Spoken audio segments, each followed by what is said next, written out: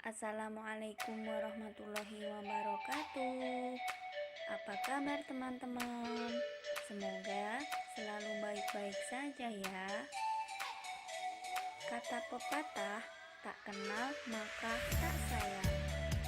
Perkenalkanlah, namaku Kurniawati, NIM B93219124, Prodi Bimbingan Konseling Islam, UIN Sunan Ampel, Surabaya.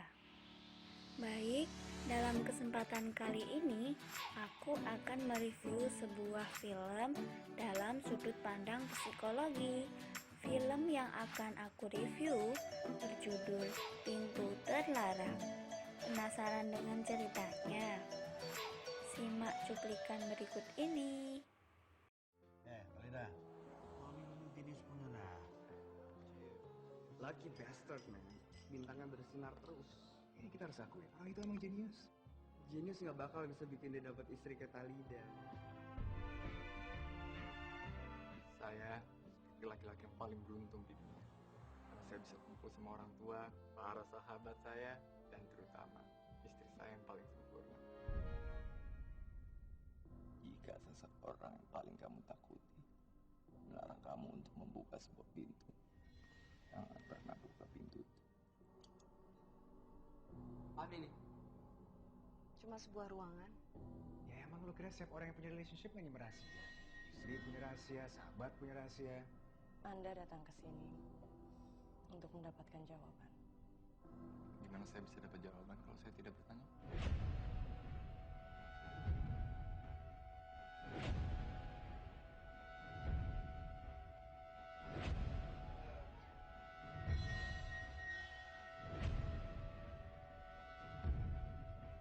Anak kecil itu bisa tolong sama gue.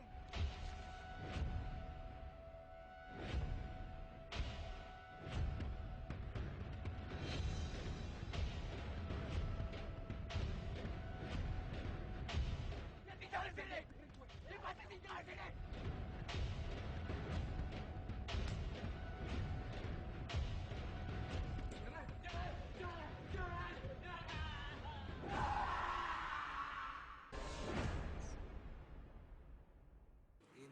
Film ini tentang seseorang yang bernama Gambir yang sedang berada dalam puncak karirnya dengan kehidupan yang sangat sempurna. Bukan hanya sukses dalam karir, tapi dia juga memiliki istri yang cantik, ibu yang penyayang, dan dua sahabatnya yang seperti saudara sendiri, dan juga relasi yang sangat dipercaya.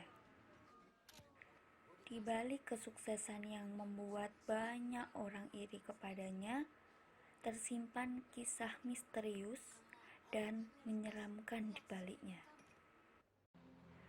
Beberapa tahun sebelum menikah dengan Talida, Gambir ternyata pernah menghamilinya di luar nikah saat Gambir belum sesukses sekarang. Talida yang tidak ingin kehamilannya merusak karir Gambir memutuskan untuk menggugurkan kandungannya di sebuah rumah aborsi. Selama menunggu proses tersebut, Gambir mendapatkan sebuah idealisme dari seorang pelaku pengguguran bahwa lahir di dunia bukanlah kemauan si anak. Dia lahir karena konsekuensi perbuatan orang tuanya, dan dunia hanya berisikan masalah saja.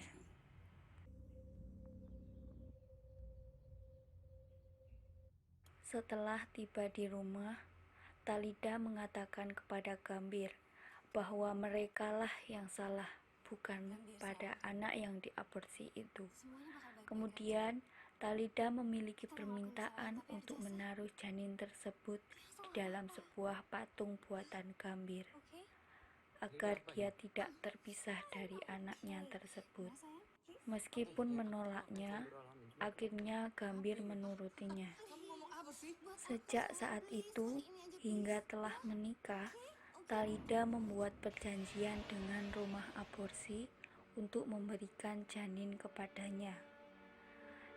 dan diambil oleh Gambir untuk selanjutnya dimasukkannya janin tersebut ke dalam patung buatannya.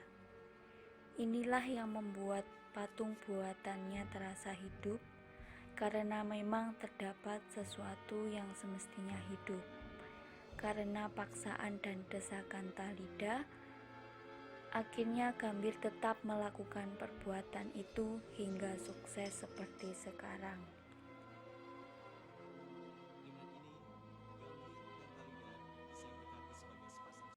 Kemudian, atmosfer sebenarnya mulai terasa akan sikap orang sekelilingnya terhadap Gambir. Mulai dari Talida yang menganggap dia lemah, Koh Jimmy sebagai orang kepercayaan yang mengancam membongkar rahasianya jika berhenti membuat patung. Dalam proses pembuatan patung, dia menemukan pintu di balik lemari. Meski sangat ingin mengetahuinya, namun dilarang oleh Talida karena tempat tersebut adalah tempat kenangannya yang jika dibuka akan membuat depresi. Akhirnya Gambir urung melakukannya.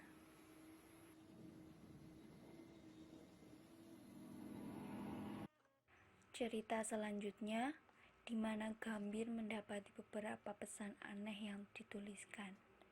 "Tolong saya," yang terdapat di kertas, lantai, tembok, serta suara-suara samar. Karena penasaran, dia akhirnya kembali melihat tempat tulisan tadi. Berasa mendapatkan sebuah petunjuk tempat, dan dia berada di tempat itu sekarang.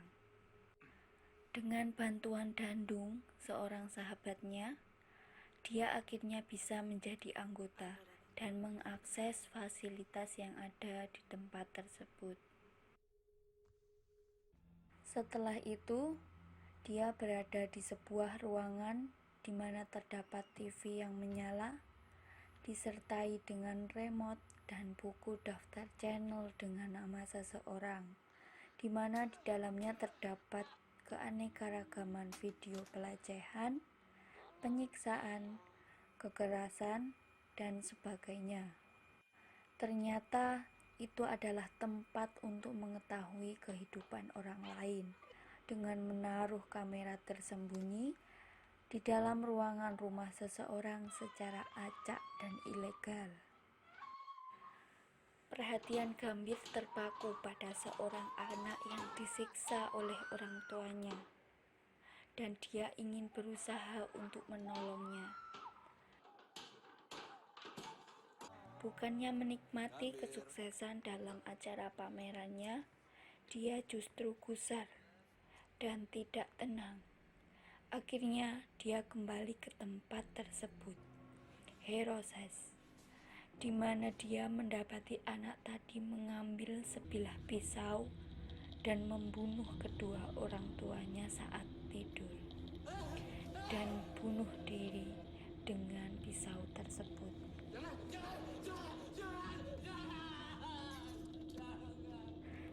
Di tengah keterpurukannya, dia menemukan nama istrinya dalam barisan menu channel dan mendapati fakta bahwa ibunya menyuruh Talida untuk tidur dengan sahabat Gambir.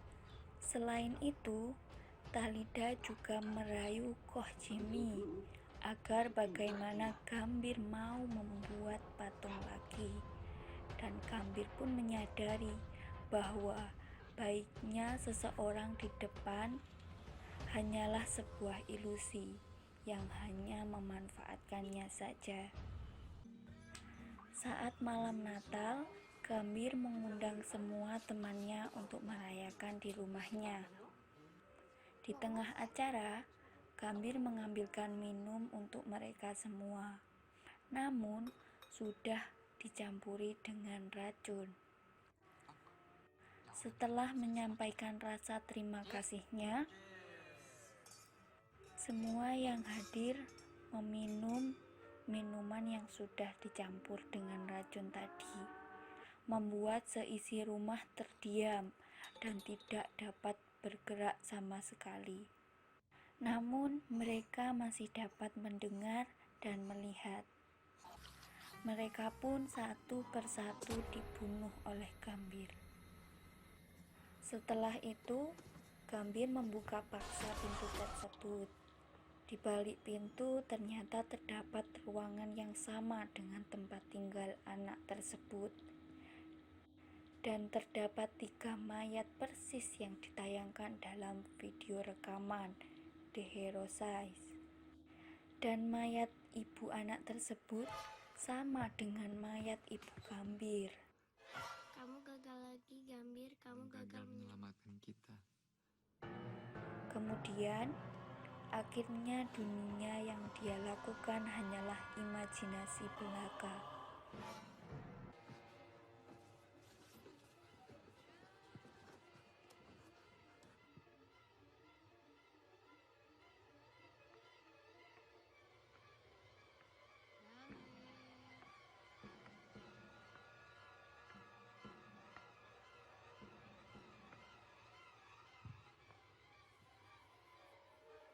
Berani-beraninya kamu aku panggil malah sembunyi, anak setan. Gambir.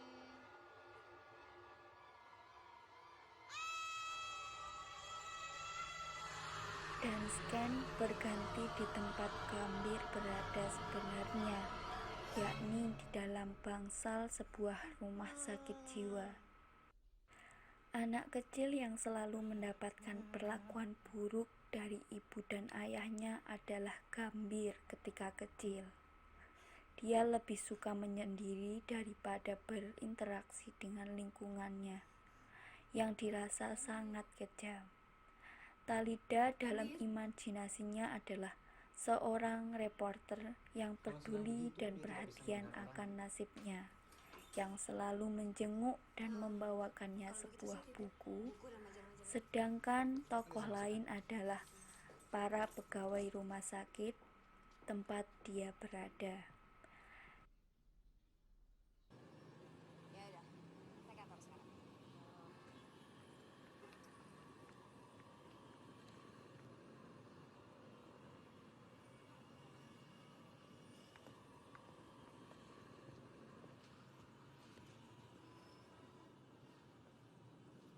Dan Hero Size adalah nama rumah sakit tersebut.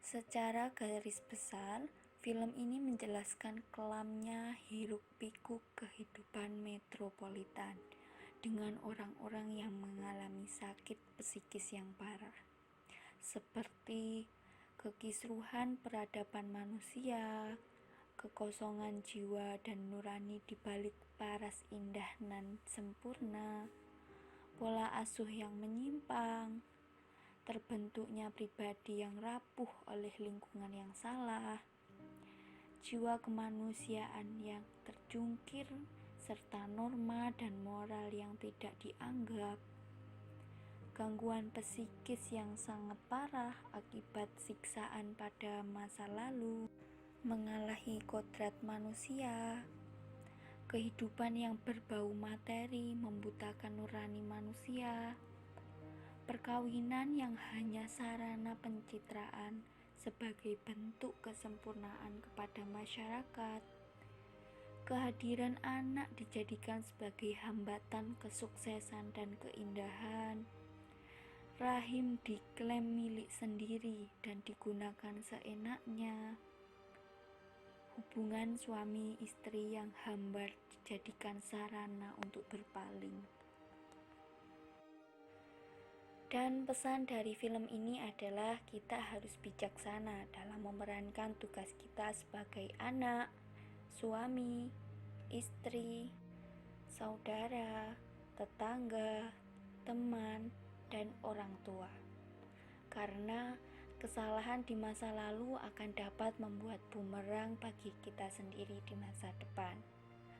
Gambir adalah salah satu cerminan, sebuah karya yang diperlakukan dengan semena-mena hingga membuahkan dendam. Di belakang Gambir masih ada deretan nama lain yang mengalami luka-luka dalam kehidupannya.